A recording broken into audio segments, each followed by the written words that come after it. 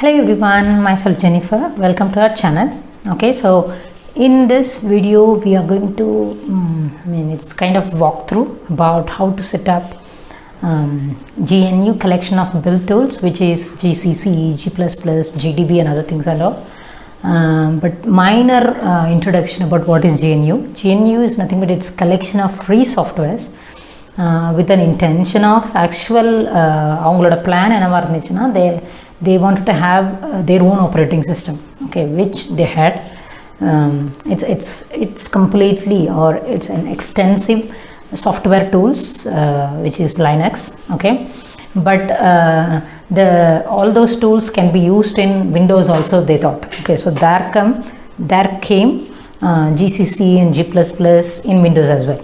Okay, so நம்ம இதில் என்ன பார்க்க போகிறோம்னா the installation of MinGW, which is, what is MinGW? It's nothing but minimalistic GNU for Windows. Okay, so very minimalistic packages is what it's going to have, and the advantage over that is, since it's of cross platform, you can use it in any operating system. It can be Linux, Unix, Windows, everything you can use. Okay, and the part of it, the actual installation that we are going to do, that is for MSys2. Maybe I'll try to give specific steps or light introduction about it, and all the useful links I'll try to put it in comment section. Let's get into the section.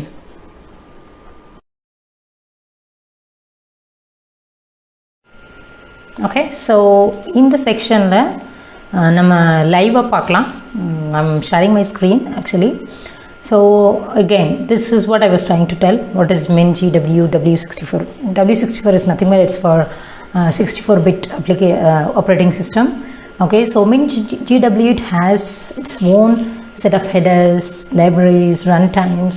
It's not only for C++, it's for many languages like, Objective-C, Ada, Fortran, like Go language. It has for multiple things. That's a good thing about it. And so the kind of the project which came out of is nothing but MSys2 installation.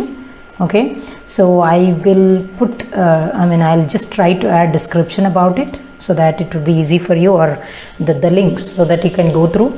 Okay, so the first step what we are going to do is we are going to install this installer, which I should have it already, and download it and try to install.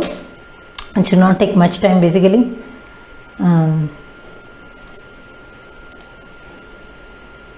Yeah, it's up. So it will ask you for the default location selected. Yeah, just give it a S to that option so that it will create the directory. Yeah, it should not take much time, so let's see. So maybe to give short introduction about MSys2. Again, it's a collection of tools and libraries which is helping you with building, installing, and the running native Windows software. Okay, so it provides runtime as well. Okay, and they have a terminal called Minty, or it's kind of CMD for them, and they do have something called package management thing, or package management tool, which we would call like Pacman. And they do have their own set of command lines, which I am showing you right away. Okay, and we will be using 1, 2, 3 mostly. The first command, what it does is it's trying to update, install all the pending packages for you, and the pacman -s is going to install the specific package you want to, and package -s is going to install, or going to search if you want to get a list, and out of it if you want to choose something. Okay, so yeah, so here we go, our installation is done. So just check this box so that we can try updating the list first. Okay, so I've just, for our convenience, I'm just increasing. Okay, so what are we going to run here? So pacman -caps S YU, which is going to update all the pending base packages, or database packages, if there is anything missing on your machine. Okay, all right.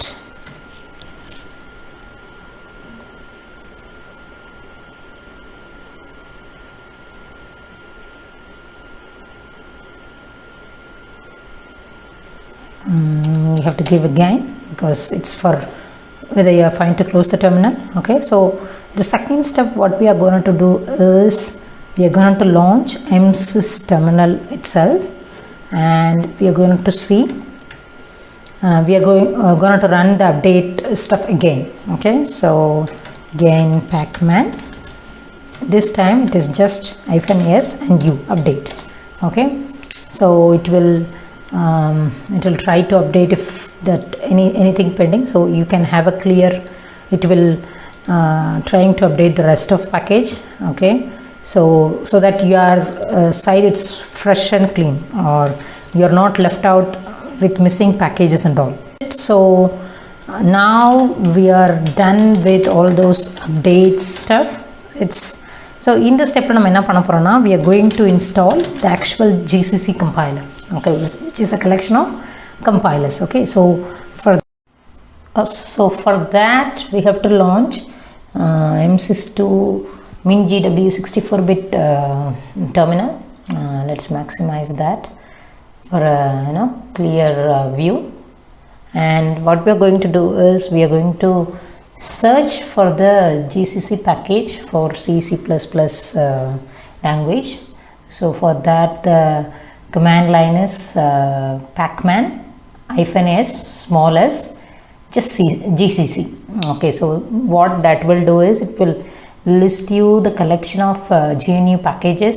Those are all related to the GCC compiler of different languages. Okay, so in this we are going to search for x64 and the C++ supported one. Okay, so whichever that I'm highlighting right now, so we'll copy that, and what we are going to do now is we are going to install that. So for that the command line is pacman -s, and we're just going to paste the package name that we had copied, press enter, so that it will get installed. It will take some time, maybe let's give it a shot. Yeah, just press yes, because it will always ask you. If it is going to take some time, I'm going to skip some time here, and I can get back once the GCC installation is done. So here we go, the installation of GCC is done. So let us verify that. The command to verify that is gcc --version. If the installation is successful, you'll get to see the version information, something like this. Okay, so now we're going to install GDB. So let's clear the CMD so that it would be clean and fresh. Okay, so we might repeat the same steps for GDB as well, using the pacman search command to search for the debugger package for specific GNU Windows level.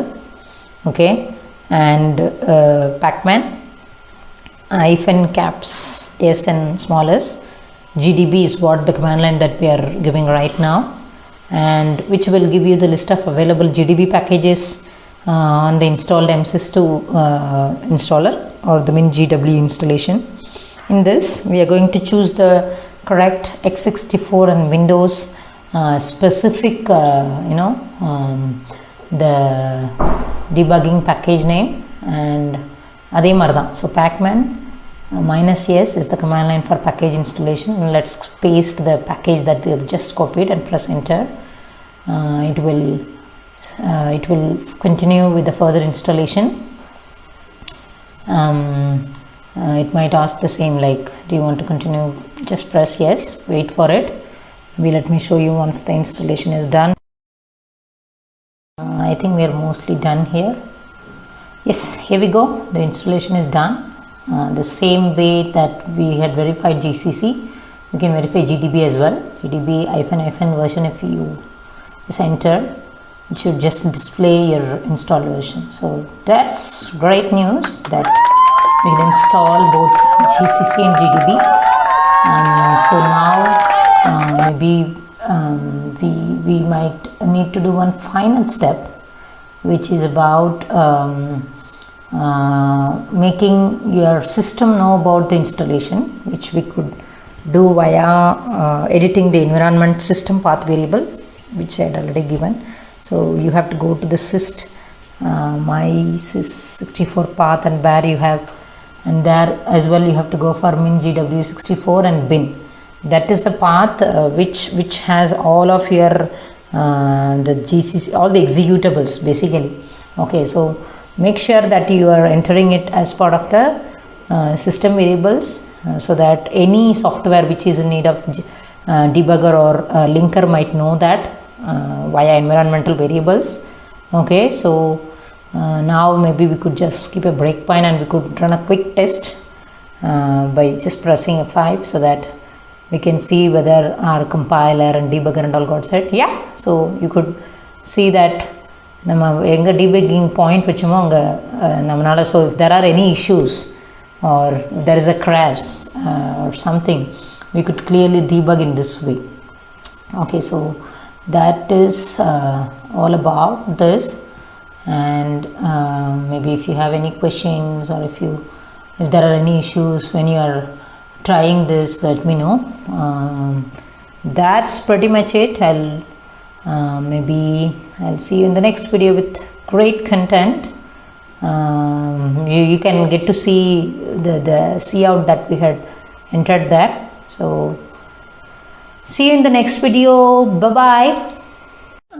Okay, so in the section lab we'll see about the tips, maybe tips for the video. Okay, so as usual, maybe I'll try to give the first tip for experienced or working corporate professionals. Okay, so first tip வந்து என்னன்னா, try to write more unit test for your day-to-day development activities. Like it may be a defect நீங்கள் fix பண்ணுறது, it may be a bug, or it may be an enhancement, it may be all together a different architectural implementation that you are trying to do. Try to start with a minimalistic unit test at least, because that's the better way you could show off that what you had done, so that if any newbie gets into the project or any newbie gets into the development phase, அவங்களுக்கு ஈஸியாக இருக்கும் understand பண்ணிக்கிறதுக்கு. They can just simply run that unit test to go through the list of test cases that you wanted to perform as part of that particular development activity. So that's been called as TDD. I mean, there is something called TDD, which is test driven development. So that is one of the famous concepts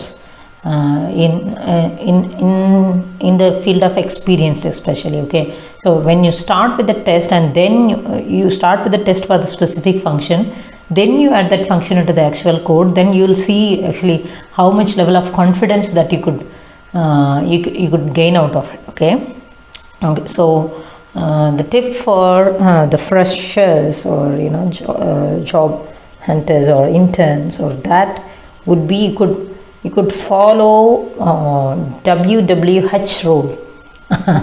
So what's that WWH rule?